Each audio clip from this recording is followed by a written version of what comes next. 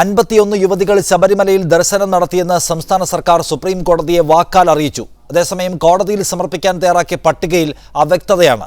പട്ടികയിൽ പേരുള്ള പലർക്കും 50 വയസ്സിന് മുകളിലാണ് പ്രായമെന്ന് പിന്നീടുള്ള പരിശോധനയിൽ വ്യക്തമായി. രേഖയിലുള്ള ചെന്നൈ സ്വദേശിയായ പരംജ്യോതി പുരുഷനാണെന്നും കണ്ടെത്തി. ശബരിമല ദർശനത്തിനെത്തിയ സ്ത്രീകളുടേതായി കാണിച്ച് സർക്കാർ നൽകിയ പട്ടികയുടെ വിശദാംശങ്ങളാണ് പുറത്തു വന്നിരിക്കുന്നത്. കേരളത്തിൽ നിന്നുള്ള ആരും പട്ടികയിലില്ല. എല്ലാവരുടെയും പ്രായം 50-ന് താഴെയാണ് കാണിച്ചിരിക്കുന്നതെങ്കിലും പലരുടെയും പ്രായം 50-ന് മുകളിലാണെന്നാണ് പുറത്തുവരുന്ന വിവരം. പട്ടികയിൽ പേരുള്ള ഷീല എന്ന സ്ത്രീയോട് ഞങ്ങൾ ഇക്കാര്യം തിരക്കി. ദർശനത്തിനുള്ള ഓൺലൈൻ അപേക്ഷ പൂരിപ്പിക്കുമ്പോൾ വയസ്സ് തെറ്റായാണ് രേഖപ്പെടുത്തിയതെന്നും ഷീല പറഞ്ഞു. நான் ஆன்லைன் புக் பண்ணுறதுக்கு போயிருந்தேன். ஆன்லைன் புக்கிங்கில் 48 வயசு போட்டிருக்காங்க. எனக்கு 52 வயசு ஆகுது. நாங்கள் கேட்டோம், அந்த மாதிரி போட்டிருக்கீங்களா? அதெல்லாம் ஒன்றும் இல்லை, உங்கள் கார்டை காட்டுங்க, அதாவது இந்த கார்டை காட்டுங்க, இது எடுத்துன்னு போங்க அப்படின்னு சொன்னாங்க. அதனால் நாங்கள் அந்த கார்டை எடுத்துன்னு ஆன்லைனும் எடுத்துன்னு நாங்கள் போனோம். கனிமுள்ள கணபதியில் எங்களை கேட்டதுக்கு 48 வயசு ஆகுது, ஏன் அப்படி வந்தீங்கன்னு கேட்டாங்க. മാത്രമല്ല, രേഖയിലുള്ള ചെന്നൈ സ്വദേശിയായ പരംജ്യോതി പുരുഷനാണെന്നും കണ്ടെത്തി. പത്മാവതി ദസരി എന്ന സ്ത്രീക്ക് സർക്കാർ രേഖ പ്രകാരം 48 വയസ്സേ ഉള്ളുവെങ്കിലും വോട്ടേഴ്സ് ID പ്രകാരം 55 വയസ്സുണ്ട്. ഇത്തരത്തിൽ നിരവധി പ്രശ്നങ്ങൾ ഉയർന്നു വരുന്നുണ്ട്. എന്നാൽ സർക്കാരിന് യാതൊരു തെറ്റും പറ്റിയിട്ടില്ലെന്നും ശബരിമലയിൽ രജിസ്റ്റർ ചെയ്തവരുടെ മാത്രം വിശദാംശങ്ങളാണ് പട്ടികയിൽ നൽകിയിരിക്കുന്നതെന്നുമാണ് സർക്കാർ അഭിഭാഷകനായ G പ്രകാശ് നൽകുന്ന വിശദീകരണം. രേഖകൾ സമർപ്പിച്ചവർക്കാണ് അതിന്റെ ഉത്തരവാദിത്തമെന്ന് ദേവസ്വം ബോർഡ് അംഗമായ ശങ്കർദാസ് പറഞ്ഞു. ഓൺലൈൻ സംവിധാനം ഉപയോഗിച്ചാണ് 51 സ്ത്രീകൾ ദർശനം നടത്തിയതെന്ന് ദേവസ്വം മന്ത്രി കടകംപള്ളി സുരേന്ദ്രനും വ്യക്തമാക്കി. 7564 പേര് 10-നും 50-നും മധ്യേ പ്രായമുള്ളവരാണ്. അതവരുടെ ആധാർ കാർഡിലൂടെയാണ് രജിസ്ട്രേഷൻ സമയത്ത് വ്യക്തമാകുന്നത്. അതിലാണ് 51 പേര് ഓൺലൈൻ സംവിധാനം ഉപയോഗിച്ച് കടന്നുപോയതായിട്ട് മനസ്സിലാക്കുന്നത്. സുപ്രീം കോടതിയെ കബളിപ്പിക്കാൻ സർക്കാർ നടത്തിയ ശ്രമം ലജ്ജാകരമാണെന്ന് പ്രതിപക്ഷ നേതാവ് രമേശ് ചെന്നിത്തല കുറ്റപ്പെടുത്തി. കേരളത്തിലെ വിശ്വാസി സമൂഹത്തോട് തോറ്റത്തിലുള്ള ജാള്യത മറയ്ക്കാനാണ് മുഖ്യമന്ത്രി സുപ്രീം കോടതിയിൽ വ്യാജ പട്ടിക നൽകിയതെന്ന് BJP സംസ്ഥാന അധ്യക്ഷൻ PS ശ്രീധരൻപിള്ള അഭിപ്രായപ്പെട്ടു. മീഡിയ 1 തിരുവനന്തപുരം. ദുരൂഹതകൾ നിറഞ്ഞ പട്ടികയിലൂടെ സുപ്രീം കോടതിയെ കബളിപ്പിക്കാൻ സർക്കാർ ശ്രമിച്ചോ? ഇത് പരിശോധിക്കുകയാണ് സ്പെഷ്യൽ എഡിഷൻ ഇന്ന്. നമ്മോടൊപ്പം ഈ ചർച്ചയിൽ പങ്കെടുക്കുന്ന ശ്രീ PK ബിജു CPIM-ന്റെ പ്രതിനിധി, ശ്രീ അനിൽ ബോസ് കോൺഗ്രസ്, ശ്രീ KS മധുസൂദൻ മുതിർന്ന അഭിഭാഷകൻ, ശ്രീമതി രശ്മിത രാമചന്ദ്രൻ അഭിഭാഷക ദില്ലിയിൽ നിന്ന്, ഒപ്പം ശ്രീ രഞ്ജിത്ത് അയ്യപ്പ ധർമ്മസേനയുടെ പ്രതിനിധി എന്നിവരാണ്. ഈ ചർച്ചയിലേക്ക് വരുന്നതിന് മുൻപ് ഒരു ചെറിയ ഇടവേള. ചർച്ചയിലേക്ക് ആദ്യം ശ്രീ PK ബിജു, സുപ്രീം കോടതിയെ പോലെ പരമപ്രധാനമായ ഒരു ഭരണഘടനാ സ്ഥാപനത്തിൽ സർക്കാർ നൽകേണ്ടുന്ന ഒരു പട്ടികയിൽ ഇത്ര ഗുരുതരമായ തെറ്റുകളും പിഴവുകളും എങ്ങനെയാണ് വന്ന് സംഭവിച്ചത്? അതോ വേണ്ടത്ര ഉത്തരവാദിത്വമില്ലാതെ ഒരു പട്ടിക തയ്യാറാക്കി കോടതിയെ കബളിപ്പിക്കാൻ സർക്കാർ ശ്രമിച്ചു എന്ന ആക്ഷേപത്തിന് ബലം വയ്ക്കും വിധത്തിലാണോ സർക്കാരിൻ്റെ പ്രവർത്തനം ഉണ്ടായത്? നിശാന്ത്, ഇതിനകത്ത് കാണേണ്ടത് എന്താ? ഒന്ന്, സുപ്രീം കോടതി ഇന്ന് പരിഗണിച്ച കേസ് ഏതാണ്? സുപ്രീം കോടതി പരിഗണിച്ച കേസ് 2 സ്ത്രീകൾ സുപ്രീം കോടതിയിലെ സെപ്റ്റംബർ 28 വിധി പ്രകാരം ശബരിമലയിൽ ദർശനം നടത്തി. അതിനുശേഷം അവർക്ക് വീട്ടിലും പുറത്തും ഇറങ്ങാൻ കഴിയാത്ത വിധം സംഘപരിവാർ അക്രമം നേരിടുകയാണ്. അവർക്ക് സംരക്ഷണം വേണമെന്ന് ആവശ്യപ്പെട്ടുകൊണ്ടുള്ള ഹർജിയാണ് സുപ്രീം കോടതി പരിഗണിച്ചത്. അത് പരിഗണിക്കരുത് എന്നാണ് സംഘപരിവാർ സംഘടനകളെല്ലാം ആവശ്യപ്പെട്ടത്. അത് കേൾക്കാതെ പരിഗണിക്കാൻ തീരുമാനിക്കുകയും അവർക്ക് സുരക്ഷിതത്വം കൊടുക്കണം എന്ന് ഉത്തരവിടുകയാണ് സുപ്രീം കോടതി ചെയ്തത്.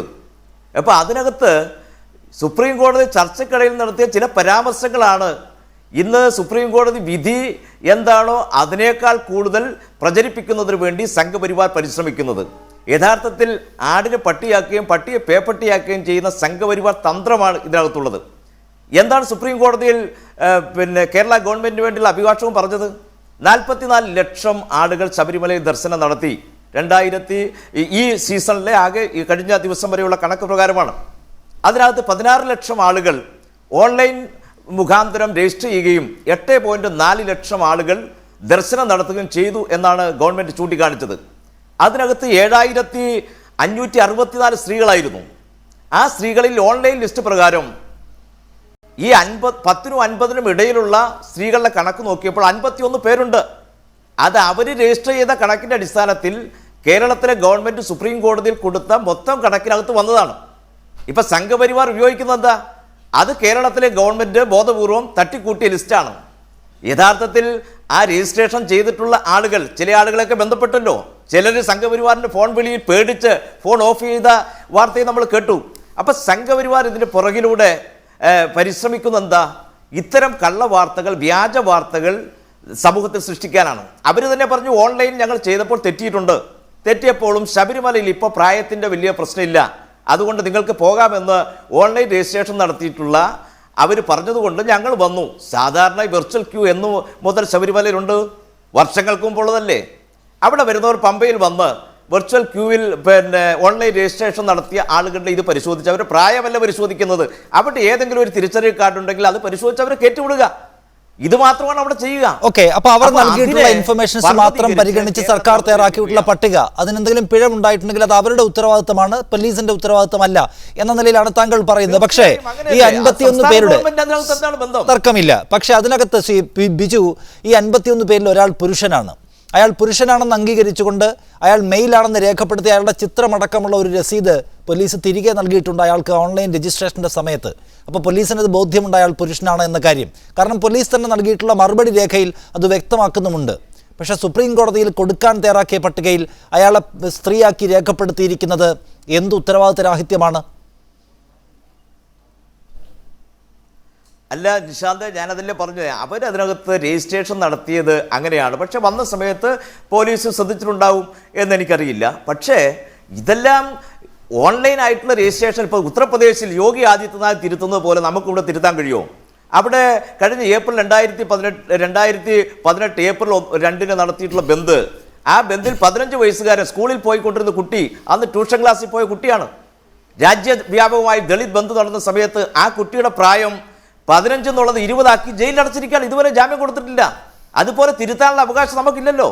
അവർ രജിസ്റ്റർ ചെയ്ത കാര്യം അതേപടിയുള്ള കാര്യങ്ങൾ മാത്രമാണ് കേരളത്തിലെ പോലീസും കേരളത്തിലെ ഗവൺമെന്റും അവിടെ. അല്ല, ഞാൻ ചോദിക്കുന്നത്, താങ്കൾ പറഞ്ഞത് എനിക്ക് മനസ്സിലായി. പക്ഷെ ഞാൻ ചോദിക്കുന്നത്, ഈ ശബരിമലയിൽ വിർച്വൽ ക്യൂവിന് രജിസ്റ്റർ ചെയ്യുമ്പോൾ അയാൾക്ക് പോലീസ് മറുപടിയായി കൊടുത്തിട്ടുള്ള രേഖയിൽ പറയുന്നു പരൻജ്യോതി പി 47 വയസ്സുണ്ട്, അയാൾ മെയിലാണെന്ന് രേഖപ്പെടുത്തിയിരിക്കുന്നു, അയാളുടെ ചിത്രവും അതിലുണ്ട്.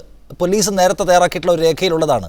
അങ്ങനെ ഒരു വസ്തുത മുൻപിലിരിക്കെ പോലീസ് ഇയാൾ സ്ത്രീയാണ് എന്ന് സുപ്രീം കോടതിയോട് എങ്ങനെ പറയും എന്നതാണ് എൻ്റെ ചോദ്യം. മറ്റുള്ളവർ അവരുടെ രജിസ്ട്രേഷനിൽ അവർ വരുത്തിയ പിഴവുകളാണെന്ന് സമ്മതിക്കാം. പക്ഷേ ഇത് പോലീസിന് ബോധ്യമുണ്ട് ഇയാൾ പുരുഷനാണ് എന്ന്. പിന്നെ ഇയാൾ അങ്ങനെ സ്ത്രീയായി ആ പട്ടികയിലിടം പിടിക്കും? നിശാന്ത്, ഇതിനകത്ത് കാണേണ്ടെന്ന ഒരാളുടെ പേര് മാറ്റിവെച്ചാൽ സുപ്രീം കോടതിയിൽ പ്രത്യേകമല്ലോ ക്രെഡിറ്റ് കിട്ടുമോ?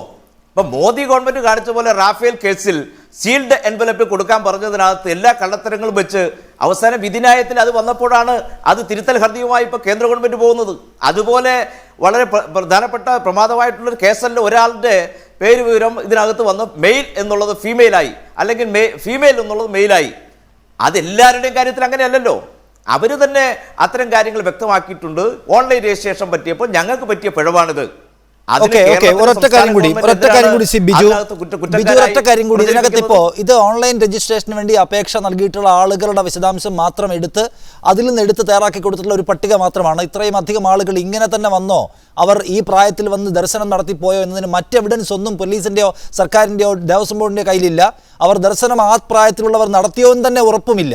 ഇത് അവർ നൽകിയിട്ടുള്ള ആപ്ലിക്കേഷൻ മാത്രം പരിഗണിച്ച് തയ്യാറാക്കിയിട്ടുള്ള ഒരു പട്ടികയാണ്. അങ്ങനെയല്ലേ?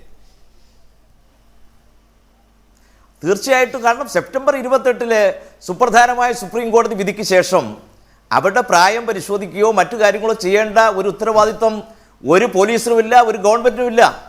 സുപ്രീം കോടതി പറഞ്ഞു ഏത് പ്രായത്തിലുള്ളവർക്കും അല്ലെങ്കിൽ സ്ത്രീകൾക്കും പുരുഷനുമെല്ലാം അവിടെ കടക്കാനുള്ള അവകാശം ഭരണഘടനാദത്തമായിട്ടുള്ള അവകാശമാണ്. അതുകൊണ്ട് സ്ത്രീകളെ മാറ്റി നിർത്തുന്നത് അൺടച്ചബിലിറ്റിക്ക് തുല്യമാണ്. അത് ഈ രാജ്യത്ത് നിരോധിച്ചിരിക്കുകയാണ് എന്നൊരു വിധിന്യായം പറഞ്ഞു കഴിഞ്ഞാൽ അതുകൊണ്ട് മറ്റേതെങ്കിലും ഒരു പരിശോധന നടത്തേണ്ട കാര്യം സർക്കാരിനില്ല, പോലീസിനില്ല എന്നാണ് താങ്കൾ പറയുന്നത്. ന്യായവുമാണ്. ഞാൻ വരാം താങ്കളിലേക്ക്. കെ എസ് മധുസൂദനൻ ഇവിടെ. കെ എസ് മധുസൂദനൻ ഇന്നിപ്പോൾ ഈ പട്ടിക സർക്കാർ എന്തിനാണ് അവിടെ കൊടുത്തതെന്ന് തന്നെ അറിയില്ല. പക്ഷേ സർക്കാർ അങ്ങനെ പട്ടിക കൊടുക്കാൻ ശ്രമിച്ചു. പക്ഷേ കോടതി അതിലേക്ക് കടന്നതുമില്ല. അതിൽ തന്നെ ഉണ്ടോ ഒരു അസാധാരണത്വം? അതുമല്ല, ഇപ്പോൾ കൊടുത്ത പട്ടികക്കകത്ത് സുപ്രീം കോടതിയിലാണല്ലോ കൊടുക്കുന്നത്, പോലീസാണ് കൊടുക്കുന്നത്. രണ്ടും വളരെ പ്രധാനപ്പെട്ട സംവിധാനങ്ങളാണ്. അങ്ങനെ കൊടുക്കുന്നതിനകത്ത് ഈ പറയുന്ന വസ്തുതാവിരുദ്ധമായ സാങ്കേതിക പ്രശ്നങ്ങളുള്ള പട്ടികയാണ് എന്നതുകൊണ്ട് അതിൽ കാര്യമായ എന്തെങ്കിലും ഒരു നിയമപ്രശ്നം താങ്കൾ കാണുന്നുണ്ടോ? ഇത് ശരിക്കും എലി മലയെ പ്രസവിച്ചതുപോലെയാണ്. കാരണം കാതലായതിനകത്ത് എന്താ വിഷയമുള്ളത്? 2 സ്ത്രീകൾക്ക് സംരക്ഷണം ആവശ്യപ്പെട്ടുകൊണ്ട് അവർ കൊടുത്തൊരു ഹർജിയാണ്. ആ ഹർജിയുടെ വാദത്തിനിടയിൽ സംസ്ഥാന സർക്കാർ ഒരു ലിസ്റ്റ് കൊടുക്കാൻ ശ്രമിക്കുന്നു. അപ്പോൾ തന്നെ സുപ്രീം കോടതി പറയുന്നുണ്ട് ഞങ്ങളിതെല്ലാം കാണുന്നുണ്ട്, എത്ര പേർ കയറി എന്നതൊന്നും ഇവിടെ വിഷയമല്ല. അപ്പോൾ സ്ത്രീകൾ കയറി എന്നത് ഒരു അഡ്മിറ്റഡ് ഫാക്റ്റായിട്ട് മാറിയിരിക്കുന്നു. അത് 51 ആണോ അല്ലെങ്കിൽ 50 ആണോ എന്നതൊന്നും തന്നെ വലിയ വിവാദമാക്കേണ്ട വിഷയമൊന്നും അതിനകത്തില്ല. ഒരുപക്ഷെ ഈ വിവാദമാക്കുന്നവർ എന്താണ് ഇതിൽ ആഗ്രഹിക്കുന്നത്? 3 സ്ത്രീകൾ ഒഴിച്ച് ബാക്കി ആരും തന്നെ കയറിയിട്ടില്ല. അങ്ങനെ കയറാൻ സ്ത്രീകൾ താല്പര്യമെടുത്തിട്ടില്ല. സ്ത്രീകൾക്ക് ഒരു താല്പര്യവുമില്ലാത്ത വിഷയമാണ് എന്ന് റിവ്യൂ ഹർജിയുടെ വാദത്തിനിടയിൽ സ്ഥാപിക്കാൻ വേണ്ടിയുള്ള ഒരു നാടകമാണ് ഇപ്പോൾ ഈ നടത്തിക്കൊണ്ടിരിക്കുന്നത്. ഇപ്പോൾ തന്നെ താങ്കൾ നേരത്തെ ചൂണ്ടിക്കാണിച്ച പോലെ പരം ജ്യോതി എന്ന് പറയുന്ന ഒന്ന്. ഇപ്പോൾ ജ്യോതി എന്ന് പറയുമ്പോൾ ഒരു സ്ത്രീയായിട്ട് വേണമെങ്കിൽ ബോധ്യപ്പെട്ടേക്കാം. സ്വാഭാവികമായിട്ടും അത് സ്ത്രീ എന്ന കോളത്തിലേക്ക് വന്നിട്ടുണ്ടാകാം. ഇപ്പോൾ ആ ഓൺലൈനിൽ പറയുന്ന അയാൾ തന്നെ പറയുന്നുണ്ട്, ഞങ്ങളത് രജിസ്റ്റർ ചെയ്യുന്ന സമയത്ത് ഉണ്ടായ ഒരു തെറ്റായിരിക്കാം. അപ്പോൾ പ്രായത്തിൻ്റെ കാര്യത്തിലും അതേപോലെ തന്നെ സംഭവിച്ചിരിക്കാം.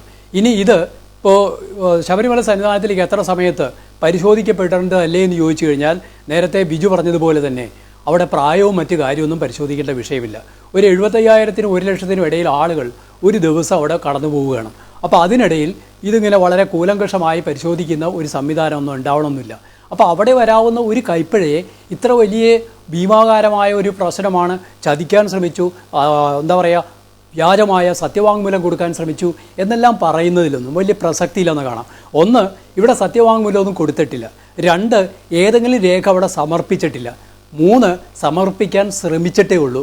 4, ആ വിഷയവുമായി അവിടുത്തെ കേസ് കോടതി പരിശോധിക്കുന്ന വിഷയവുമായിട്ട് ഒരു ബന്ധവുമില്ലാത്ത ഒന്നാണ് അവിടെ സമർപ്പിക്കാൻ ഉദ്ദേശിച്ചത് തന്നെ. ഈ 5, അവിടെ സമർപ്പിക്കാൻ ഉദ്ദേശിച്ച സർക്കാരിനെ സംബന്ധിച്ചിടത്തോളം കോടതിയെ തെറ്റിദ്ധരിപ്പിക്കണമെന്ന ഒരു വ്യാജ മനസ്സുണ്ടായിരിക്കണം, ചതിക്കണമെന്ന ഒരു മനസ്സുണ്ടായിരിക്കണം. അത്തരത്തിലൊരു മനസ്സിൻ്റെ വിഷയവും അവിടെ കടന്നു വരുന്നില്ല. ഇവിടെ പരിശോധിച്ചാൽ കാണാൻ കഴിയുന്നുണ്ട്. ഇപ്പോൾ ഓൺലൈനിലുള്ള ആളുകൾ തന്നെ പറയുന്നുണ്ട്, ഇപ്പോൾ ഞങ്ങൾ അത് രജിസ്റ്റർ ചെയ്യുന്ന സമയത്ത് ആ കുട്ടിക്ക് നടത്തിയ എന്താ പറയുക ഓൺലൈൻ രജിസ്ട്രേഷൻ നടത്തിയ കഫയിലുണ്ടായ പ്രശ്നങ്ങൾ ആണ് എന്ന രൂപത്തിൽ ഇൻ്റർവ്യൂവിലൊക്കെ കാണാൻ കഴിഞ്ഞിട്ടുണ്ട്. ഇപ്പോൾ ഷീല എന്ന് പറയുന്ന സ്ത്രീക്ക് 48 വയസ്സാണോ അതോ 52 വയസ്സാണോ? ഇത് ഇവിടെ എങ്ങനെ പരിശോധിക്കുക? ശബരിമല സന്നിധാനത്തിൽ വയസ്സ് പരിശോധിക്കാൻ പറ്റുമോ? വയസ്സൊന്നും പരിശോധിക്കില്ല. അപ്പോൾ കൊണ്ടുവരുന്ന കാർഡ് വെച്ച് നോക്കുന്ന വെർച്വൽ ആയതുകൊണ്ട് ആ അഡ്രസ്സ് മാത്രം ഒന്ന് നോക്കുക. പലപ്പോഴും പോലീസിന് അത് ചെയ്യാൻ കഴിഞ്ഞില്ല എന്നുള്ളൊരു വിഷയത്തിനകത്ത് കടന്നു വരാം. പിന്നെ ഒരു ചോദ്യമുണ്ട് ഇവിടെ പ്രധാനമായിട്ട്, അത് ബിജുവൊക്കെ ഉത്തരം പറയേണ്ടതാണ്. എന്താവശ്യത്തിന് വേണ്ടിയാണ് ഈ 51 പേരുടെ ലിസ്റ്റ് അവിടെ കൊടുത്തത്? കോടതി ആവശ്യപ്പെട്ടിട്ടുണ്ടോ? എന്തിനു വേണ്ടിയിട്ടാണത്? 2 പേരുടെ ഈ പോലീസ് പ്രൊട്ടക്ഷൻ ഹർജിയിൽ ഇത്തരമൊരു കാര്യവും കൂടി അവിടെ എത്തിക്കുമ്പോൾ അത് ഒരു അഡ്മിനിസ്ട്രേറ്റീവ് ലാപ്സായിട്ട് അവിടെ മാറുന്നില്ലേ? ഒട്ടും കൃത്യത ഇല്ലാതെ പരിശോധന നടത്തിക്കൊണ്ട് കോടതിയിൽ, ഇപ്പോൾ നമ്മൾ പറയില്ലേ പാലിൽ ഒരിത്തിരി അഴുക്കുണ്ടായാൽ എന്ത് പറ്റും? പാല് കേടായിപ്പോവും. അതേപോലെ തന്നെ ഇപ്പോൾ ഈ 51 പേരുടെ വിഷയം കടന്നു വരുമ്പോൾ അവിടെ ഇങ്ങനെ വ്യാജമായിട്ട് 1, 2, 3 ആൾക്കാരുടെ പേരുണ്ടായിരിക്കും. അത് വളരെ പ്രധാനപ്പെട്ട കാര്യമാണ്. ആ പട്ടികയിൽ സതുദ്ദേശത്തോടെ കടന്നുപോയ ആളുകളെ പോലും അവമതിക്കും വിധത്തിലുള്ള ചർച്ചകൾ രൂപീകരിക്കപ്പെട്ടു വരാൻ അത് കാരണമായിട്ടുണ്ട്. അതിന് സി ബിജു മറുപടി പറയണം. അത് വരുന്നതിന് മുമ്പ് ശ്രീ അനിൽ ബോസ്, നോക്കൂ, ഇവിടെ ആളുകൾ, അതായത് ഈ പറയുന്ന ഈ ക്രമക്കേട് അല്ലെങ്കിൽ തെറ്റിപ്പോയി എന്ന് പറയുന്ന വിശദാംശങ്ങളുള്ള ആളുകളുണ്ടല്ലോ, അവർ തന്നെ പറയുന്നു ഞങ്ങൾക്ക് രജിസ്ട്രേഷൻ്റെ സമയത്ത് തെറ്റിപ്പോയിട്ടുള്ള വിവരങ്ങളാണ്. പരംജ്യോതി എന്ന ആൾ പറയുന്നു പോലീസിനോട് തന്നെ പറഞ്ഞിരുന്നു എനിക്ക് രജിസ്ട്രേഷൻ സമയത്ത് തെറ്റിപ്പോയിരുന്നു, അപ്പോൾ പോലീസ് വയസ്സൊന്നും പ്രശ്നമല്ല കടന്നു പോയിക്കോളൂ എന്ന് പറഞ്ഞു, അങ്ങനെ പോവുകയാണ് ഉണ്ടായത് എന്ന്. അത് അവരുടെ പിഴവാണ്. ചിലരുടെ ആധാർ രേഖകൾ പരിശോധിക്കുമ്പോൾ അവരുടെ രേഖ തന്നെ ആധാർ രേഖയിൽ തന്നെ പറയുന്നത് 50 വയസ്സിന് താഴെ അവർക്ക് പ്രായമുണ്ട് എന്നതാണ്. അതിന് പോലീസിന് ഉത്തരവാദിത്വം പറയേണ്ട കാര്യമുണ്ടോ? 50 വയസ്സിന് താഴെയുള്ള ആളുകൾ അവരുടെ ആധാർ രേഖകൾ വെച്ച് അപ്ലൈ ചെയ്തു, അപ്പോൾ പോലീസ് ആ ഡേറ്റ പരിശോധിക്കുന്നു, ആ ഡേറ്റ കോടതിയിൽ പറയാൻ ശ്രമിക്കുന്നു. അതിലെ പ്രശ്നം എന്താണ്?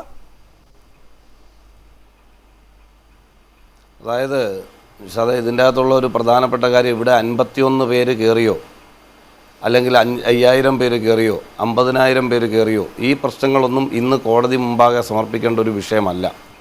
ഗവൺമെൻറ് ഈ കാര്യത്തിൽ കാണിച്ചിട്ടുള്ള നടപടിക്രമം എന്ന് പറയുന്നത് വളരെ ബുദ്ധിപരമായ ഒരു നീക്കം, ഈ കേസുമായി ബന്ധപ്പെട്ട് ആവശ്യമില്ലാത്തൊരു പിടിവാശി അത് വിജയിപ്പിച്ചെടുക്കാൻ വേണ്ടിയുള്ള തന്ത്രപരമായ ഒരു സമീപനത്തിൻ്റെ ഭാഗമാണ് ഇന്ന് സർക്കാർ അഭിഭാഷകൻ ഇത്തരത്തിലൊരു പട്ടികയുമായി കോടതിയെ സമീപിക്കാൻ തയ്യാറായത്. സ്വാഭാവികമായും സുപ്രീം കോടതി പോലെ ഇന്ത്യയുടെ പരമോന്നത നീതിന്യായ പീഠം മുമ്പാകെ കൊണ്ടുവരുന്നൊരു കാര്യത്തിൽ കൃത്യമായ ശ്രദ്ധയോടുകൂടി വേണം ഒരു ഗവൺമെൻറ് ഇത്തരം രേഖകളുമായി മുന്നോട്ട് പോകാൻ. അതിൽ കാണിച്ചിട്ടുള്ള അലംഭാവം എന്ന് പറയുന്നത് ഒരിക്കലും ന്യായീകരിക്കാൻ കഴിയുന്ന ഒന്നല്ല.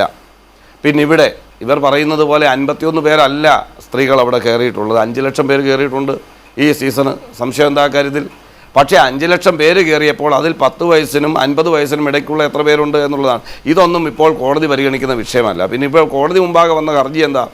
കോടതി മുമ്പാകെ 2 പേരുടെ സുരക്ഷയുമായി ബന്ധപ്പെട്ട സുപ്രീം കോടതി സുരക്ഷ കൊടുക്കാൻ പറഞ്ഞു. എന്തിനാ സുരക്ഷ കൊടുക്കാൻ പറഞ്ഞത്? സുരക്ഷയിലാണല്ലോ മാസങ്ങളായി കനകദുർഗയും ബിന്ദുവുമൊക്കെ. എത്രയോ നാളുകളായി കേരള ഗവൺമെൻറ്റിൻ്റെ കേരള പോലീസിൻ്റെ പരിരക്ഷയിലാണ് ഇവർ കഴിയുന്നത്. ഇപ്പോൾ സുപ്രീം കോടതി പറഞ്ഞ പ്രകാരം അവർക്കൊരു സുരക്ഷ കൊടുക്കുകയാണെങ്കിൽ തന്നെ അത് വളരെ പരിമിതമായ പോലീസുകാരാണ്. ഇപ്പോൾ 10-60 പോലീസുകാരുടെ പരിരക്ഷയും സകല ചെലവുകളും ഗവൺമെൻറ് തന്നെ നോക്കുന്ന സാഹചര്യത്തിൽ പുതിയൊരു സുരക്ഷയുടെ ആവശ്യമില്ല. ഇപ്പോൾ തന്നെ വലിയ സുരക്ഷയിലാണവർ. എന്തായാലും കോടതി സുരക്ഷ കൊടുത്തിട്ടുണ്ടല്ലോ. അതുകൊണ്ട് സർക്കാരിനൊരു ലാഭമുണ്ട്. ഇതുവരെ കൊടുത്ത അത്രയും ആളുകളെ പോലീസുകാരെ വിട്ടുകൊടുക്കേണ്ടതില്ല എന്നൊരു ആശ്വാസം ഒരുപക്ഷെ ഗവൺമെൻറ് ഉണ്ടാവും. എന്തായാലും ഒരു കാര്യം ഈ വിഷയവുമായി ബന്ധപ്പെട്ട് നമ്മൾ പരിശോധിക്കുമ്പോൾ നമുക്ക് മനസ്സിലാകുന്നത്, ഈ വിധി വന്ന നാൾ മുതൽ ഇന്ന് വരെ നടന്നിട്ടുള്ള ഓരോ നടപടിക്രമങ്ങളും പരിശോധിച്ചാൽ നമ്മൾക്ക് മനസ്സിലാകുന്നൊരു കാര്യം, ഗവൺമെൻറ്റിന് ആവശ്യമില്ലാത്ത ഒരു പിടിവാശി, ഒരു വ്യഗ്രത, ഈ കാര്യത്തിൽ എന്തൊക്കെയോ നേടാനുണ്ട് എന്ന തോന്നൽ, അത് പൊതുസമൂഹത്തിൻ്റെ ഇടയിൽ വലിയ സംശയങ്ങൾക്ക് ഇട നൽകുകയാണ്. ഇവിടെ 51 പേരുടെ പേര് തന്നെ സർക്കാർ അഭിഭാഷകൻ സമർപ്പിക്കാൻ ശ്രമിക്കുമ്പോൾ അതിൽ ഒന്നാമത്തെ ആളുടെ തന്നെ പേര് പത്മാവതി, ആന്ധ്ര സ്വദേശിനിയാണ്. അവരുടെ വോട്ടർ ID കാർഡുമായി ബന്ധപ്പെട്ട വയസ്സായിരിക്കാം അതിൽ വന്നിരിക്കുന്നത്. അവിടുത്തെ ഇലക്ട്രൽ ഓഫീസറുടെ രേഖകൾ സൈറ്റിൽ പരിശോധിക്കുമ്പോൾ നിങ്ങൾ തന്നെ ഇവിടെ കാണിച്ചു എന്നാണ്, ഞാൻ എൻ്റെ കയ്യിൽ അത് എടുത്തു വെച്ചിട്ടുണ്ട്. അപ്പോൾ സ്വാഭാവികമായും അത് പരിശോധിക്കുമ്പോൾ തന്നെ അവർക്ക് 55 വയസ്സ് കഴിഞ്ഞിരിക്കുകയാണ്. അപ്പോൾ ഇത്തരം ഒരു പിടിവാശിക്ക് വേണ്ടി അനവസരത്തിൽ അനുചിതമായ ഒരു നടപടിയാണ് ഗവൺമെന്റ് താങ്കൾ ഊന്നാൻ ശ്രമിക്കുന്നത്. അഡ്വക്കേറ്റ് രശ്മിത, അതൊരു വളരെ പ്രധാനപ്പെട്ട കാര്യമാണ്. ഒന്നാമത്തെ കാര്യം, ഇന്ന് കോടതി പരിഗണിച്ചത് ആരെത്ര പേർ കയറി എന്നതുമായി ബന്ധപ്പെട്ട കാര്യങ്ങളൊന്നുമല്ല. സർക്കാർ അനവസരത്തിൽ അസാധാരണമാംവിധം ഒരു പട്ടികയുമായി കോടതിയിൽ വരികയാണ്. എന്നിട്ട് അതിൽ 51 ആളുകളുടെ പേര് വിവരങ്ങളും അവരെക്കുറിച്ച് ആർക്കു വേണമെങ്കിലും എന്തും പരതി എടുക്കാൻ കഴിയും വിധമുള്ള സൂചനകളും ഉൾപ്പെടുത്തിയ ഒരു പട്ടിക, പിന്നെ അത് എല്ലാവരുടെയും കൈകളിലേക്ക് കിട്ടുകയാണ്. കോടതി വിധി വരുന്നു, ആർക്കും അവിടെ കയറാമെന്നാണ് ഇപ്പോൾ നിയമം. അങ്ങനെ കയറുന്നവരെ തെരഞ്ഞുപിടിച്ച് അവരുടെ പട്ടിക തയ്യാറാക്കി സർക്കാർ പുറത്തുവിടുക, അവരുടെ പെർമിഷൻ ഇല്ലാതെ അവരുടെ ഐഡന്റിറ്റി വെളിപ്പെടുത്തുക, അവരുടെ സ്വകാര്യതയിന്മേൽ അനുവാദമില്ലാതെ ഇടപെടുക പോലെയുള്ള പ്രശ്നങ്ങളും അതിനകത്തുണ്ടല്ലോ. അപ്പോൾ ഒരു കാര്യവുമില്ലാതെ ഈ പട്ടിക ഉണ്ടാക്കി അവരെ കൂടി ബുദ്ധിമുട്ടിച്ചു എന്ന പ്രശ്നം ഇതിനകത്തുണ്ടോ? ഇതിനു മുമ്പ് സംസാരിച്ച രണ്ടുപേരും വളരെ കൃത്യമായി പറഞ്ഞൊരു കാര്യമുണ്ട്. ഇവിടെ 51 പേര് കയറിയോ 500 പേര് കയറിയോ എന്നുള്ളതായിരുന്നില്ല ഇന്നത്തെ പ്രശ്നം. അവിടെ കയറിയ യുവതികളായ 2 പേർ, ബിന്ദുവും കനകദുർഗയും, അവർക്ക് ആവശ്യത്തിനുള്ള സുരക്ഷിതത്വം, സംരക്ഷണം സർക്കാർ കൊടുക്കുന്നുണ്ടോ എന്നുള്ള കാര്യം മാത്രമാണ് കോടതി അന്വേഷിച്ചത്. അതിന് സർക്കാർ കൗൺസിൽ പറയുകയുണ്ടായി, കൊടുത്തു. അപ്പൊ അതിന് മറുപടി ചീഫ് ജസ്റ്റിസ് പറഞ്ഞത് എക്സലന്റ് എന്നാണ് പറഞ്ഞത്.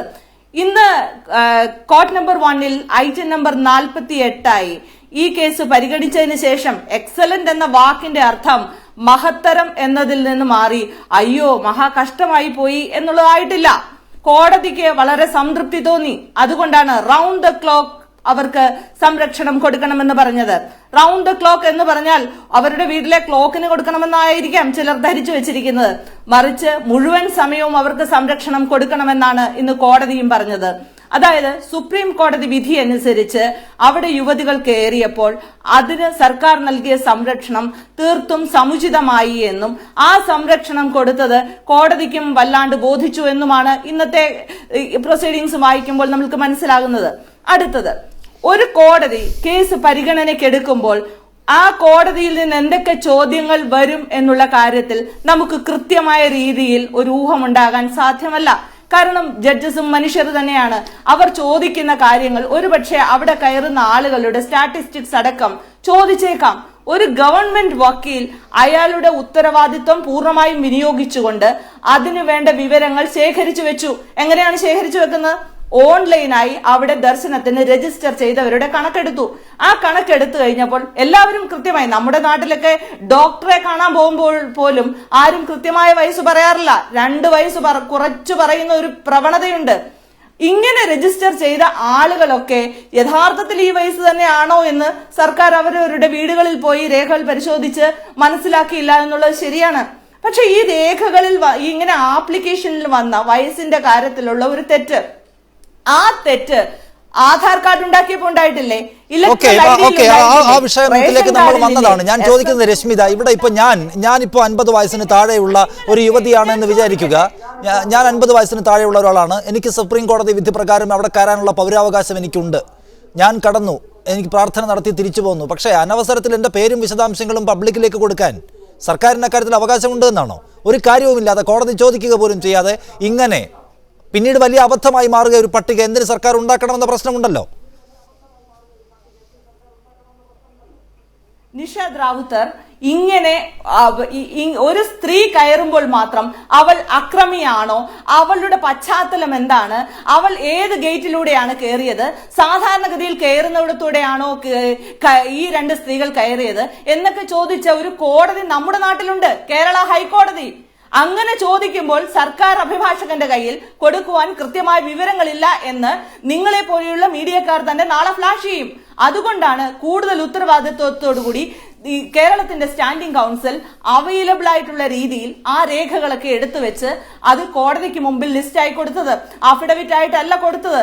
സർക്കാർ അഭിഭാഷകൻ കോടതിയിലേക്ക് കൈമാറുന്ന ആ ലിസ്റ്റ് പിന്നെ ഫ്ലാഷ് ചെയ്ത് എങ്ങനെയാണ് എന്നുള്ളത് നിങ്ങളെ പോലുള്ളവരാണ് അന്വേഷിക്കേണ്ടത്. അപ്പൊ അതിൽ പിഴവൊന്നും, അതിൽ സാധാരണ നിലയിൽ ഒരു പിഴവും കാണുന്നില്ല. അത് സ്വാഭാവികമായും ഒരു അഡ്വക്കേറ്റ് തന്റെ പെർഫെക്ഷന് വേണ്ടി ഒരു വാദമുഖത്തിൽ കോടതി നടപടികൾക്കിടയിലെ തന്റെ പൂർണ്ണതയ്ക്ക് വേണ്ടി അദ്ദേഹം എടുത്തു വെച്ച ഡേറ്റ അത്രയും മാത്രമേ അതിൽ കാണാനുള്ളൂ. അതിനപ്പുറത്തേക്ക് അതിൽ പ്രശ്നമൊന്നുമില്ല എന്നാണ് ശ്രീമതി രശ്മിത പറയുന്നത്. ഞാൻ വരാം. രഞ്ജിത്ത് കേശവ്, ഇവിടെ 51 പേരുടെ പട്ടികയുണ്ട്, അതിൽ ചില പിഴവുകൾ കാണാനുണ്ടത് എന്നത് വസ്തുതാപരവുമാണ്. അതെങ്ങനെ ഉണ്ടായി എന്നത് നമുക്കറിയാം. പക്ഷെ ബാക്കിയുള്ള നിരവധി ആളുകൾ ഉണ്ടല്ലോ, അവരൊക്കെയും കടന്നിട്ടില്ല എന്ന് നിങ്ങൾക്ക് എങ്ങനെയാണ് ഈ 51 പേരെയും നിരാകരിച്ചുകൊണ്ട് സംസാരിക്കാൻ കഴിയുക? അല്ലെങ്കിൽ തന്നെ അവിടെ കടന്ന പലരുടെയും വിശദാംശങ്ങൾ പിന്നീട് മാത്രം അറിഞ്ഞവരാണ് നിങ്ങൾ. അവിടെ തന്നെ നിലയുറപ്പിച്ചിരുന്ന സംഘപരിവാറുകൾക്ക് പോലും അറിയാൻ കഴിഞ്ഞിട്ടില്ല. അതുകൊണ്ട് ഈ 51-ൽ മഹാഭൂരിപക്ഷം പേരും കടന്നുവെന്ന് വേണമെങ്കിൽ നമുക്കിപ്പോഴും വിചാരിക്കാൻ കഴിയുന്ന നിലയുണ്ടല്ലോ. അതിനെ മുഴുവനായി നിരാകരിക്കുന്നത് എങ്ങനെ? എനിക്കിതിൽ മനസ്സിലാവാത്തൊരു പ്രധാനപ്പെട്ട വിഷയം, അവിടെ എപ്പോഴൊക്കെ സ്ത്രീകൾ കയറാൻ ശ്രമിച്ചിട്ടുണ്ടോ അപ്പോഴൊക്കെ തന്നെ സെലക്റ്റീവായിട്ടുള്ള പബ്ലിസിറ്റി കൊടുക്കാനും സർക്കാർ ശ്രമിച്ചിട്ടില്ലേ? അത് രഹന ഫാത്തിമ ആയാലും, മേരി സ്വീറ്റി ആയാലും, കനകദുർഗ ആയാലും, ബിന്ദു ആയാലും, ഇവരെല്ലാവർക്കും പബ്ലിസിറ്റി കൊടുക്കാൻ സർക്കാർ തയ്യാറായിട്ടുണ്ട്. അപ്പോൾ പിന്നെ ഈ 51 പേർക്ക് എന്തുകൊണ്ട് ആ പബ്ലിസിറ്റി കൊടുത്തില്ല എന്നുള്ള വളരെ വലിയൊരു ചോദ്യമില്ലേ? കേരള ഹൈക്കോടതി തന്നെ ചോദിച്ചൊരു ചോദ്യമില്ലേ, ഇവർക്ക് എന്തിന് VIP ട്രീറ്റ്മെൻറ്റ് കൊടുത്തു? ഇവർക്ക് സ്റ്റേറ്റ് ഗവൺമെന്റിന് എന്തെങ്കിലും ഒരു പൊളിറ്റിക്കൽ അജണ്ട ഇതിന് പിന്നിലുണ്ടോ? കേരളത്തിന്റെ ഹൈക്കോടതി തന്നെ ചോദിച്ച ചോദ്യമാണ്. കേരളത്തിന്റെ ഹൈക്കോടതി അത്തരം ചില ചോദ്യങ്ങൾ ചോദിച്ചു. അവർക്ക് എന്തിനാണ് പ്രത്യേക സുരക്ഷ കൊടുത്തത് എന്നൊക്കെ. അതിനാണ് ഇന്ന് സുപ്രീം കോടതി പറഞ്ഞിരിക്കുന്നത് അവർക്ക് ഈ ദിവസം മുഴുവൻ സുരക്ഷ കൊടുക്കണമെന്ന്. കൊടുക്കേണ്ടവരാണെന്ന് സുപ്രീം കോടതിക്ക് മനസ്സിലായിട്ടുണ്ട് എന്നതുകൂടി നമ്മൾ അറിയണമല്ലോ. അവിടെ അത് പോയിന്റ് വേറെയാണ്. രഞ്ജൻ ഗൊഗോയ് വളരെ കൃത്യമായിട്ട് പറഞ്ഞത് ജീവന് അപകടമുണ്ടെങ്കിൽ ഇവർക്ക് സുരക്ഷിതത്വം കൊടുക്കണം, ബാക്കിയെല്ലാം ഞങ്ങൾക്കറിയാം എന്നാണ് പറഞ്ഞത്. അദ്ദേഹം ബാക്കി ഒരു കാര്യവും അവിടെ ഇന്ന് ചർച്ച ചെയ്തിട്ടില്ല. ഇന്ന് നിങ്ങൾക്കോ അല്ലെങ്കിൽ എനിക്കോ ജീവന് ഒരു ആപത്തുണ്ടെന്നുണ്ടെങ്കിൽ തീർച്ചയായിട്ടും നമുക്ക് കോടതിയിൽ പോകാം. അതിന് സബ്സ്റ്റാൻഷ്യലായിട്ടൊരു പോയിന്റ് ഉണ്ടെന്നുണ്ടെങ്കിൽ അവർ ഉറപ്പായിട്ടും അത് ചെയ്യും. ഞാൻ ഒരു പോയിന്റ് ഇവിടെ ചോദിച്ചോട്ടെ. ഇവിടെ ചില ആൾക്കാർ പറയുന്നുണ്ട് 51 പേരുകൾ കൊടുത്തു, 2-3 പേരുകൾ തെറ്റിയെന്ന് പറയുന്നുണ്ട്. രഞ്ജൻ ഗൊഗോയ് എന്ന് പറയുന്ന ഒരു മനുഷ്യനെ മനസ്സിലാക്കുന്ന എല്ലാവർക്കും അറിയാം, A to Z നിയമപുസ്തകം വായിച്ച് കാര്യങ്ങൾ വ്യക്തമായിട്ട് യുക്തിയോടുകൂടി സംസാരിക്കുന്ന ഒരാളാണ്. നാളെ ഈ കൊടുത്ത ലിസ്റ്റിൽ ഒരു പേരെങ്കിലും തെറ്റെന്ന് പറഞ്ഞു കഴിഞ്ഞാൽ അത് ഈ സർക്കാരിൻ്റെ ഒരു സെൽഫ് ഗോൾ തന്നെ ആവില്ലേ? ഇനി 2, ഈ ഇന്റർവ്യൂ ഇന്ന് മാധ്യമങ്ങൾ എല്ലാവരും ഈ 51 പേരുടെ ലിസ്റ്റിലുള്ള ആൾക്കാരെ വിളിച്ച് കോൺടാക്ട് ചെയ്തപ്പോൾ അതിൽ പലരും പറഞ്ഞൊരു പോയിന്റ് ഇതാണ്, ഞങ്ങൾ ഓൺലൈനിൽ പോയി, ഇപ്പോൾ അഭിഭാഷകൻ പറഞ്ഞു ഓൺലൈനിൽ പറ്റി തെറ്റാണെന്ന്. അവർ കൗണ്ടറിലേക്ക് പോകുമ്പോൾ അവിടെ ഇവരുടെ ID കാർഡ് കാണിച്ച് ഇവർക്ക് കിട്ടുന്ന പാസിൽ സീല് വച്ചതിന് ശേഷമാണ് അവർ സന്നിധാനത്തിലേക്ക് പോയത്. അപ്പോൾ ഒരു വാലിഡേഷൻ അവിടെ നടന്നിട്ടുണ്ട്. ഒരു കാര്യം നമ്മൾ ചിന്തിക്കണം, സുപ്രീം കോടതി പോലെ ഒരു സ്ഥലത്തേക്ക് നമ്മൾ പോകുമ്പോൾ ഒരു വാലിഡേഷനും ഒരു ഡേറ്റ വാലിഡേഷനും ഇല്ലാതെ എങ്ങനെയാണ് നമുക്ക് ഈ 51 പേരുകൾ കൊടുക്കാൻ സാധിക്കുക? ഇനി ഇത് കൊടുത്തതിൻ്റെ ഒരേ ഒരു യുക്തി എനിക്ക് മനസ്സിലായത് എന്താണെന്ന് വെച്ച് കഴിഞ്ഞാൽ 49 റിവ്യൂ പെറ്റീഷൻസ് അംഗീകരിച്ചിരിക്കുന്ന ഈ സാഹചര്യത്തിൽ ഒരു പക്ഷേ വിശ്വാസികളുടെ പക്ഷത്തിലേക്ക് വിധി പോകാൻ ചാൻസ് ഉണ്ടോ എന്ന് ഭയന്നിട്ടാണ് സർക്കാർ ഇത് ചെയ്തതെന്ന് എനിക്ക് വളരെയധികം സംശയമുണ്ട്. പത്തിൽ താഴെ ആളുകളെ മാത്രമേ ഇപ്പോൾ ഈ കുഴപ്പം പിടിച്ച രേഖകളുള്ള ആളുകൾ നിരക്ക് നമുക്ക് കാണാൻ കഴിഞ്ഞിട്ടുള്ളൂ. ബാക്കിയുള്ള ആളുകളുടെ പ്രശ്നം ഇപ്പോഴും അവിടെ നിൽക്കുകയാണ്. അവരെ കൂടി കയറാത്തവരായി ചിത്രീകരിക്കുക എന്നത് കേസിൽ അനുകൂലമായ വിധി ഉണ്ടാക്കാനുള്ള നിങ്ങളുടെ ഒരു പ്രചാരവേലയായി കൂടി എടുത്തുകൂടി. അതിനെ ഒരിക്കലും ഇവരാരും കയറിയിട്ടില്ല എന്ന് സ്ഥാപിക്കണമെന്ന നിങ്ങളുടെ നിർബന്ധ ബുദ്ധി നിങ്ങൾക്ക് അനുകൂലമായ വിധി ഉണ്ടാക്കാനല്ലേ? അപ്പോ ഇതിൽ എന്ത് നിർബന്ധ ബുദ്ധിയാണ് ഇരിക്കുന്നത് നിഷ? നാളെ ഈ 51 പേരിൽ ഒരു പേരെങ്കിലും തെറ്റാണെന്ന് പറഞ്ഞു കഴിഞ്ഞാൽ ഈ പറയുന്ന സർക്കാരിന് നേരെ സുപ്രീം കോടതി തന്നെ ചോദ്യം ചോദിക്കില്ലേ? അപ്പൊ നമുക്ക് അവിടെ പോയിരുന്ന് വെറുതെ പറയാൻ പറ്റൂ സുപ്രീം കോടതി വാങ്ങിച്ചു വെച്ചിട്ടില്ല, ഞങ്ങൾക്ക് അതിന്റെ എണ്ണം അറിയേണ്ട കാര്യമേ ഇല്ല. ഇന്ന് ഇന്റർവ്യൂ കൊടുത്ത് എല്ലാവരും പറഞ്ഞാണ്, ഞങ്ങൾ കൗണ്ടറിൽ പോയി ഓൺലൈനിൽ കിട്ടിയ പാസ് കാണിച്ചപ്പോൾ ഞങ്ങൾക്ക് സീലടിച്ച് പോലീസ് സീൽ ചെയ്തിട്ടാണ് ഞങ്ങളുടെ സന്നിധാനത്തിലേക്ക് വിട്ടത്, അവിടെ ഞങ്ങളുടെ ID പ്രൂഫ് കാണിക്കേണ്ടി വന്നു എന്ന് അവർ വളരെ കൃത്യമായിട്ട് പറഞ്ഞിട്ടുണ്ട്. അപ്പൊ പിന്നെ അവിടെ ഡേറ്റ വാലിഡേഷൻ നടന്നിട്ടില്ലെന്ന് നമുക്ക് പറയാൻ പറ്റുമോ? ഇനി ഈ പറയുന്ന പോലെ ലോക്നാഥ് ബെഹ്റയുടെ കയ്യിൽ നിന്നാണ് ലിസ്റ്റ് കിട്ടിയെന്നാണ് അവർ പറയുന്നത്. നിങ്ങൾ ഇത്രയും കൈകളിലൂടെ ഈ ലിസ്റ്റ് പോകുമ്പോൾ, ഇത്രയും ഒഫീഷ്യൽ അഡ്മിനിസ്ട്രേറ്റീവ് ലെവലിലുള്ള ആൾക്കാരുടെ കയ്യിൽ നിന്ന് ലിസ്റ്റ് പോകുമ്പോൾ എങ്ങനെയാണ് നിഷാദ് അത് വാലിഡേറ്റ് ചെയ്യാണ്ടിരിക്കാൻ പറ്റുക? അതിൽ ഒരു പേരെങ്കിലും തെറ്റാണെങ്കിൽ ആ ഡോക്യുമെന്റ് ഇൻവാലിഡ് തന്നെയല്ലേ? ബിജു, അതിന്റെ മറുപടി എന്താണ്? പിന്നെ വേറൊരു കാര്യം, നേരത്തെ ശ്രീ മധുസൂദനൻ ചൂണ്ടിക്കാണിച്ച പോലെ എന്തിനായിരുന്നു ചോദിക്കുക പോലും ചെയ്യാതെ ഈ ഡേറ്റ അവിടെ അവതരിപ്പിക്കാൻ പോയത്? അതിപ്പോൾ പൊതുസമൂഹത്തിൻ്റെ ആകെ മുൻപിലുണ്ട് താനും. അനവസരത്തിൽ ഒരു കാര്യവുമില്ലാതെ ഒന്നുണ്ടാക്കി വെറുതെ സർക്കാരിൻ്റെ വിശ്വാസം നശിപ്പിച്ചതിനപ്പുറത്തേക്ക് അതിനകത്ത് എന്ത് ഗുണമുണ്ടായി എന്നാണ്? നിശാന്ത്, ഇവിടെ ശ്രീമതി അഡ്വക്കേറ്റ് രശ്മിത ഇവിടെ പറഞ്ഞല്ലോ, ഒന്ന് സുപ്രീം കോടതിയിൽ ഒരു കേസ് നടക്കുന്നു. ആ കേസ് ശബരിമലയുമായി ബന്ധപ്പെട്ടുള്ള കേസാണ്. 2 വനിതകൾ അവിടെ പ്രവേശിച്ചു. സംഘപരിവാർ അവരെ ജീവിക്കാൻ അനുവദിക്കുന്നില്ല, ആക്രമിക്കുന്ന സ്ഥിതിവിശേഷം ഉണ്ടാകുന്നു. അതുകൊണ്ട് ഞങ്ങൾക്ക് സംരക്ഷണം വേണമെന്ന് ആവശ്യപ്പെട്ടുകൊണ്ടുള്ള കേസാണ് സംഘപരിവാർ വക്കീലന്മാരുടെ എതിർപ്പുകളെ അവഗണിച്ച് സുപ്രീം കോടതി എടുത്തത്. ആ കേസിൻ്റെ വാദം നടക്കുന്ന സമയത്താണ് ഇവിടെ അഭിഭാഷക പറഞ്ഞതുപോലെ, വാദം നടക്കുന്ന സമയത്ത് സർക്കാർ അഭിഭാഷകൻ വളരെ സീനിയർ അഭിഭാഷകനാണ്. ആ സീനിയർ അഭിഭാഷകൻ വിജയ് ഹൻസാരിയ, അദ്ദേഹത്തിൻ്റെ കയ്യിൽ ഈ ഡോക്യുമെൻ്റ് എല്ലാം ഉണ്ട്. അപ്പോൾ സ്വാഭാവികമായും ചോദിച്ചാൽ അത്തരം കാര്യം പറയുമ്പോൾ സുപ്രീം കോടതി പറഞ്ഞു അതിപ്പോൾ പരിഗണിക്കേണ്ടതില്ല, അത്തരം കാര്യങ്ങൾ ഇപ്പോൾ ഞങ്ങൾ നോക്കുന്നില്ല, ഞങ്ങൾ ഈ പെൺകുട്ടികളുടെ സുരക്ഷിതത്വം മാത്രമാണ്. അപ്പോൾ ഗവൺമെൻറ് പറഞ്ഞു അവർക്ക് എല്ലാ സുരക്ഷിതത്വം കൊടുക്കുന്നുണ്ട്. നമ്മുടെ പ്രിയപ്പെട്ട അനിൽ ബോസ് പറഞ്ഞല്ലോ, കേരളത്തിൽ എല്ലാ സുരക്ഷിതത്വവും പോലീസ് കൊടുക്കുന്നുണ്ട്. അത് നിങ്ങളുടെ UDF ഗവൺമെൻറ് അല്ല, കേരളത്തിൽ ഇടതുപക്ഷ ഗവൺമെൻറ് വന്നതിന് ശേഷം സ്ത്രീകൾക്കും മറ്റുള്ളവർക്കും സംരക്ഷണം കൊടുക്കാനുള്ള സംവിധാനമുണ്ട്. പിന്നെ 14 ലക്ഷം ആളുകളാണ് ഈ ഓൺലൈൻ വഴി രജിസ്റ്റർ ചെയ്ത്. ഈ 14 ലക്ഷം ആളുകളുടെയും ഈ കോൺഗ്രസും BJPയും പറയുന്ന പോലെ ഇവരുടെ നമ്പർ എടുത്ത് മുഴുവൻ ആളുകളെയും വിളിച്ച് അത് പരിശോധിക്കേണ്ട സ്ഥിതി എന്താ ഇപ്പോൾ ശബരിമലയുടെ കാര്യത്തിലുള്ളത്? സുപ്രീം കോടതി വളരെ ക്ലിയർ കട്ടായി പറഞ്ഞിരിക്കുകയല്ലേ സെപ്റ്റംബർ 28 വിധി. അപ്പോൾ അവിടെ വേറെ പരിശോധനയൊന്നുമില്ല. ഇത് വെർച്വൽ ക്യൂ സംവിധാനം ഇപ്പോൾ ഉള്ളതല്ല. നമ്മൾ ആളുകൾ പമ്പയിൽ വന്ന് മരക്കൂട്ടത്ത് വന്ന് അവിടെ ചന്ദ്രാനന്ദൻ റോഡ് വഴിയും ഇപ്പുറത്ത് പരിശോധിക്കേണ്ട കാര്യമൊന്നുമില്ല. ആളുകൾ പറയുന്നത് വിശ്വസിക്കുക, അവർക്ക് കടന്നു പോകാൻ അവസരമൊരുക്കുക, സവിശേഷമായ ഒരു പരിശോധന നടത്താൻ ഇപ്പോൾ നമുക്ക് കഴിയില്ല. പക്ഷെ ബിജു ഒരു രേഖയായി അത് ഉണ്ടാക്കി, ഒരു ഡേറ്റയാക്കി അതിനൊരു രൂപമാറ്റം വരുത്തി താങ്കളിലേക്ക് തന്നെയാണ് ഞാൻ ചോദിക്കുന്നത്. താങ്കൾ പറയുന്നത് ഒരു പ്രത്യേക പരിശോധന അക്കാര്യത്തിൽ നടത്തേണ്ട കാലം കഴിഞ്ഞുപോയി, കാരണം സുപ്രീം കോടതി വിധിയോടുകൂടി ആർക്കും കടക്കാമെന്ന നിലയാണ് അവിടെ ഉള്ളത് എന്ന്. പക്ഷേ അതിനകത്തുനിന്ന് ആളുകളെ തെരഞ്ഞെടുത്തൊരു പട്ടിക ഉണ്ടാക്കി ആ പട്ടിക ഒരു പ്രത്യേകമായ കേസിൻ്റെ ആവശ്യത്തിന് വേണ്ടി കോടതിയിൽ സമർപ്പിക്കുമ്പോൾ അതിൽ സൂക്ഷ്മതയും പൂർണ്ണതയും വേണം എന്ന പ്രശ്നമുണ്ടല്ലോ ബിജു. നിശാന്തേ, ഒരു പട്ടിക മാത്രമല്ലല്ലോ, നിങ്ങളിപ്പോൾ ഈ ഒരു പട്ടിക മാത്രമേ എടുക്കുന്നുള്ളൂ. നമ്മൾ പറഞ്ഞല്ലേ 16 ലക്ഷം ആളുകൾ അവിടെ വെർച്വൽ ക്യൂവിൽ സംവിധാനം ഉപയോഗിച്ചിട്ടുണ്ട്. അതിൽ 8.4 ലക്ഷം ആളുകൾ വന്നിട്ടുണ്ട്. അതിൽ 7564 സ്ത്രീകളാണ്. അതിൽ 51 സ്ത്രീകളാണ് ഈ പ്രായപരിധിയിലുള്ളത് എന്നത് 44 ലക്ഷം ഭക്തന്മാർ വന്ന ഒരു ക്ഷേത്രത്തിൻ്റെ കാര്യത്തെ സംബന്ധിച്ചാണ് പറയുന്നത്. അപ്പോൾ അത് ഈ രഞ്ജിത്ത് പറഞ്ഞതുപോലെ ഇത് കൊടുക്കുന്ന പട്ടികയിൽ വലിയ സൂക്ഷ്മ പരിശോധന ആവശ്യമില്ലേ? സുപ്രീം കോടതിയിൽ സീല് വെച്ച കവറിൽ റാഫേൽ കേസിൽ കൊടുത്തിട്ട് അതിൻ്റെ വിധിയായി വന്നപ്പോഴല്ലേ നമ്മൾ മനസ്സിലായത് ഇവർ തട്ടിപ്പാണ് കൊടുത്തതെന്ന്. അവരൊരിക്കലും ആ സീൽഡ് കവറിലുള്ള കാര്യം പുറത്ത് ലോകം അറിയില്ല എന്നാണ് കരുതിയത്. അപ്പോൾ അവിടെ ഇന്ത്യയിലെ ഏറ്റവും വലിയ സംവിധാനമാണ് കേന്ദ്ര ഗവൺമെൻറ് എന്ന് പറയുന്ന BJPയുടെ ആളുകൾ ഇപ്പം തിരുത്തൽ ഹർജി കൊടുത്തിരിക്കുകയാണ്. ഇതൊന്നുമല്ല, ഒരു ഡോക്യുമെന്റ് മാത്രം. അത്രേ ഉള്ളൂ, അത് ആവർത്തിക്കുകയാണ് താങ്കൾ.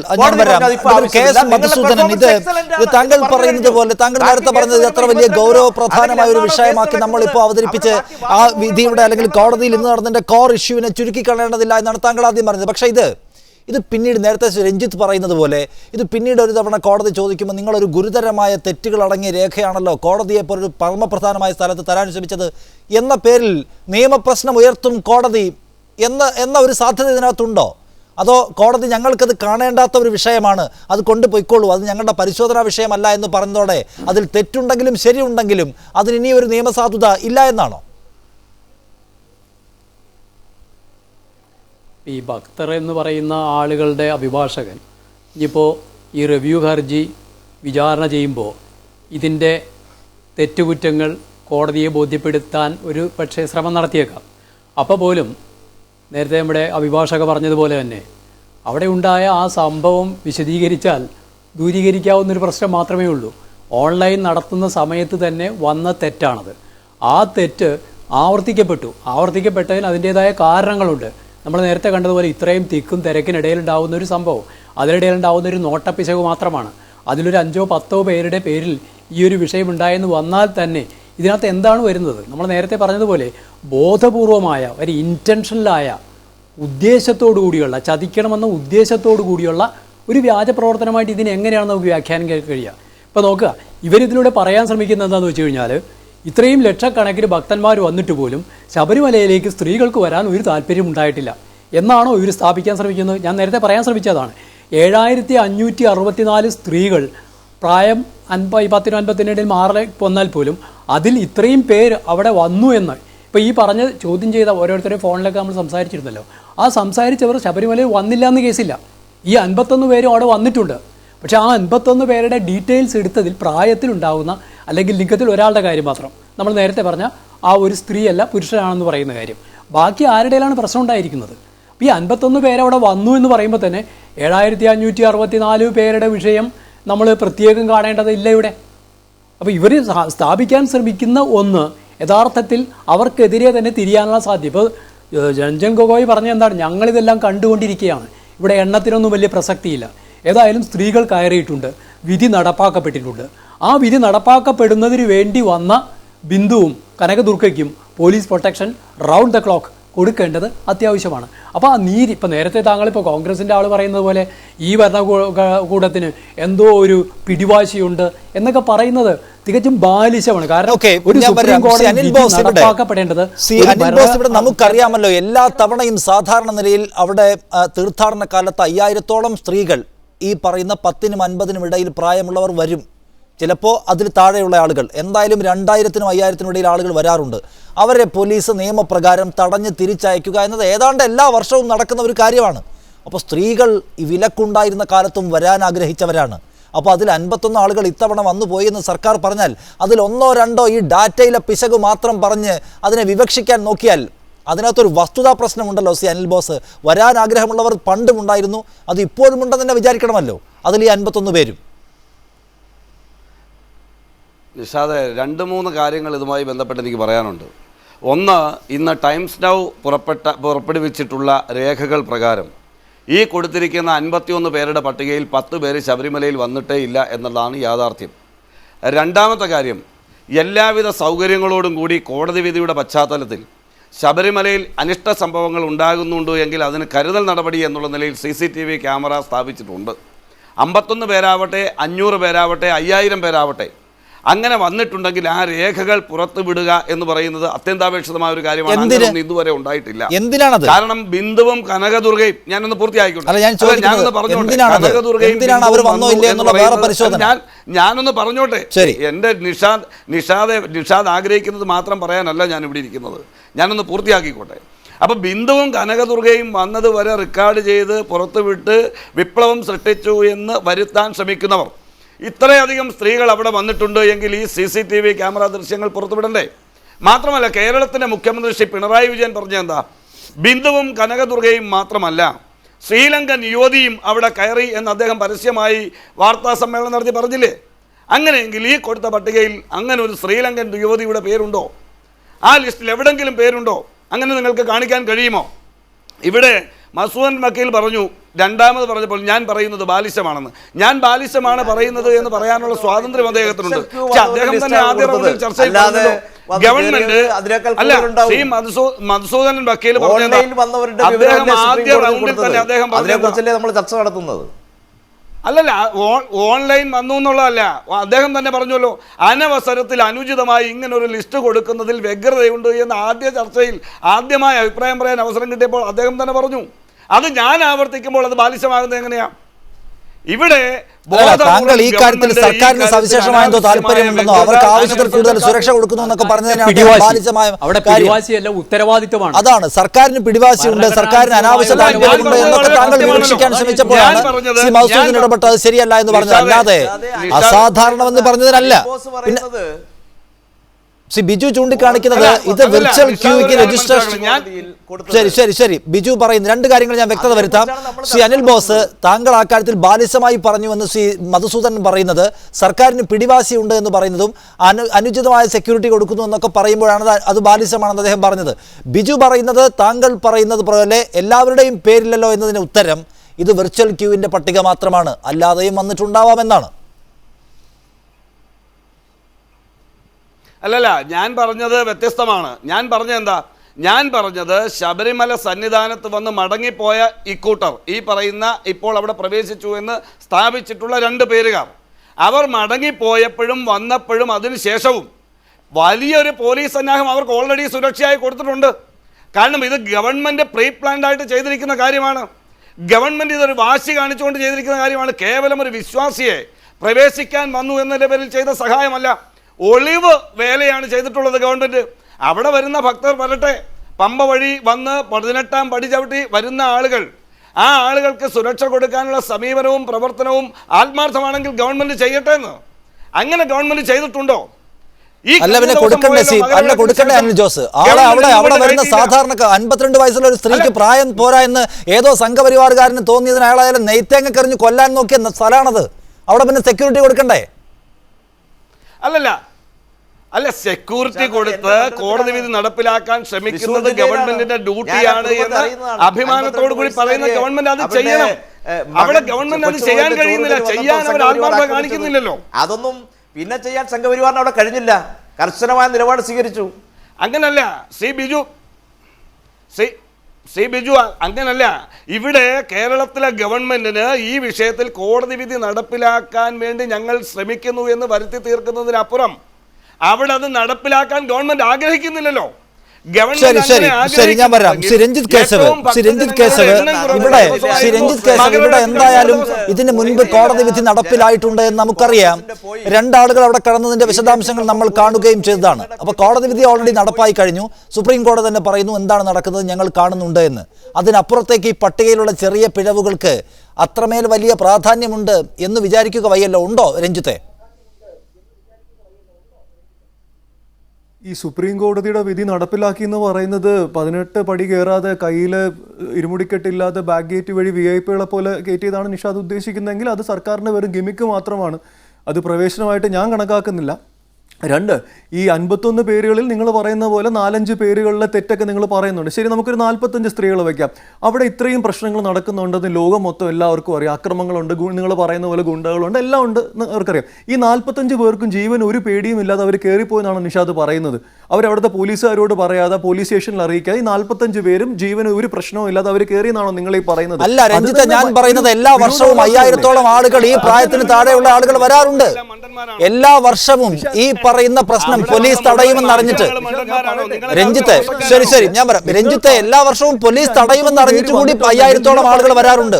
ആ കൂട്ടത്തിൽ അന്യ സംസ്ഥാനത്ത് നിന്ന് നിങ്ങൾ ഈ പറയുന്നത് എല്ലാ കാലത്തും സംഘപരിവാറിനെ പേടിച്ച് ബിജു രഞ്ജിത്ത്, ഞാൻ ചോദിക്കുന്നത് സിമ്പിളാണ്. ഞാൻ പറയാം ബിജു അല്പസമയം ഞാൻ പറയാം. രഞ്ജിത്ത് സിമ്പിളാണ്. എല്ലാ വർഷവും നിയമം ഇങ്ങനെ ഉള്ളപ്പോൾ തന്നെ വരാൻ ആഗ്രഹിക്കുന്ന 10,000-ഓളം പേരുണ്ടാവും. അവരെ പോലീസ് തിരിച്ചയക്കുകയാണ് ചെയ്യുക. അങ്ങനെ ഇപ്പോൾ കേരളത്തിൽ ഇപ്പോൾ ഈ സിറ്റുവേഷൻ മുഴുവൻ അറിയാവുന്ന ആളുകൾ ഒരുപക്ഷെ പോലീസ് സഹായമൊക്കെ തേടിയേക്കാം. പുറത്തുനിന്ന് വരുന്ന ആളുകളുണ്ടല്ലോ വളരെ ജെന്യുവിനായി വരാൻ ആഗ്രഹിക്കുന്നവർ, അവരങ്ങനെ വന്നിട്ടുണ്ടാവാം, അവർക്ക് കടന്നിട്ടുമുണ്ടാവാം. നിഷാദ് പറയുന്നത് ഈ വന്ന നിങ്ങൾ ഈ പറയുന്ന 51 പേർക്കും ഇതിനെക്കുറിച്ച് യാതൊരുവിധ അറിവുമില്ലായിരുന്നു. അവര് ഒരു ക്ഷേത്ര ദർശനം നടത്താനായിട്ട് വന്നു എന്നുള്ളതാണോ? എന്തായാലും വിധി മാറിയത് അവർ അറിഞ്ഞിട്ടുണ്ടാവുമോ? വിധി മാറിയത് അറിഞ്ഞിട്ടുണ്ടാവുമെങ്കിൽ അവിടെ നടക്കുന്ന പ്രശ്നങ്ങളെ കുറിച്ചും അവർക്ക് അറിവുണ്ടാവും എന്നുള്ള കാര്യത്തിൽ യാതൊരു സംശയവുമില്ല. നിഷാദ്, ഒരൊറ്റ കാര്യം ഞാൻ പറയാം. 2 ദിവസത്തിനകം ഈ പറയുന്ന ഇൻവെസ്റ്റിഗേഷൻ പൂർത്തീകരിക്കുകയാണെങ്കിൽ, ഇപ്പോൾ പാനലിസ്റ്റ് പറഞ്ഞ പോലെ ടൈംസ് നൗ എന്ന് പറഞ്ഞ ചാനൽ, വിവേക് നാരായണൻ, ഞാൻ അവരുടെ ഡിബേറ്റിൽ ഇരുന്നിട്ട് വരികയാണ്, വിവേക് നാരായണൻ എന്ന് പറയുന്ന റിപ്പോർട്ടർ ഇതിനെക്കുറിച്ചൊരു തറോ ഇൻവെസ്റ്റിഗേഷൻ നടത്തുകയാണ്. 2 ദിവസത്തിനകം ഇതിന്റെ ഫുൾ ഡീറ്റെയിൽസും പുറത്തു വരും. ഇവിടെ ഞാൻ ഒരു കാര്യം വളരെ ഉറപ്പായിട്ട് നിഷാദിനോട് പറയാം. ഹൈക്കോടതി ചോദിച്ച അതേ ചോദ്യങ്ങൾ സുപ്രീം കോടതി ചോദിക്കും റിവ്യൂ പെറ്റീഷൻസ് കൺസിഡർ ചെയ്യുമ്പോൾ. അതിൽ യാതൊരുവിധ സംശയവും നിങ്ങൾക്ക് വേണ്ട. അതിന്റെ ഉത്തരമായിട്ടാണ് അവർ പറഞ്ഞത് അവിടെ നടക്കുന്നതെല്ലാം ഞങ്ങൾക്കറിയാം. അതാണ് അതിന്റെ അർത്ഥം. ശരി ഞാൻ പറയാം. ശരി രശ്മിത രാമചന്ദ്രൻ, അവിടെ നടക്കുന്നതെല്ലാം ഞങ്ങൾക്കറിയാം, കടന്നവരുടെ പട്ടികയൊന്നും ഞങ്ങൾക്കിപ്പോൾ കാണേണ്ടതില്ല എന്ന് സുപ്രീം കോടതി പറയുന്നതിനെ താങ്കൾ എങ്ങനെയാണ് ഒരു അഭിഭാഷക എന്ന നിലയ്ക്ക്, കോടതിയിൽ സുപ്രീം കോടതി തന്നെ പ്രാക്ടീസ് ചെയ്യുന്ന ആളെ നിലയ്ക്ക് വിവക്ഷിക്കുന്നത്? അത് പരിപൂർണമായും അതിനകത്ത് സർക്കാരിന് ആശ്വസിക്കാൻ കഴിയുന്ന ഒരു നിരീക്ഷണം എന്ന നിലയ്ക്കാണോ? നിഷാദ് റാവുത്തർ ആദ്യമേ പറയട്ടെ, നിഷാദ് റാവുത്തറും രഞ്ജിത്ത് കേശവും തമ്മിൽ നടത്തിയ സംവാദം എന്നെ തെല്ലൊന്നുമല്ല അതിശയിപ്പിച്ചത്. കാരണം നിങ്ങളൊരു ന്യൂ നോർമലിനെ സ്വീകരിച്ചിരിക്കുകയാണ്. അതായത് പുതിയ നോർമൽ, ന്യൂ നോർമൽ എന്ന് പറയുന്നത് അവിടെ കയറുന്ന ഓരോ സ്ത്രീയെയും തടയുന്ന ഒരു ആചാരമുണ്ട്. അതിനെ അതിജീവിച്ച് ഈ 51 പേർ എങ്ങനെ അവിടെ കയറാൻ ചങ്കൂറ്റം കാണിച്ചു എന്ന് രഞ്ജിത്ത് കേശവ് ചോദിക്കുകയാണ്. സുപ്രീം കോടതി വിധിയുണ്ട്, ഭരണഘടനയുടെ അവകാശങ്ങളുണ്ട്. ഇതൊക്കെ വെച്ച് സ്ത്രീകൾ 2 പേർ അവിടെ കയറുമ്പോൾ എങ്ങനെ അവർക്ക് ചങ്കൂറ്റമുണ്ടായി എന്ന് ചോദിക്കുന്നു. അതിനെ ആ അക്രമത്തെ ഒരു നോർമൽസിയാക്കി എടുത്തിരിക്കുന്നു.